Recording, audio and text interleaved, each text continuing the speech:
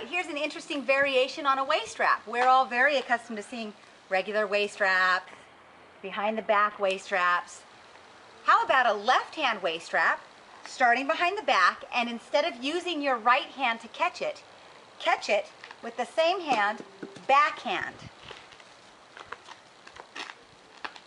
Then you can take it out either horizontal, or you can change the pattern to vertical and move on with whatever it was you were doing.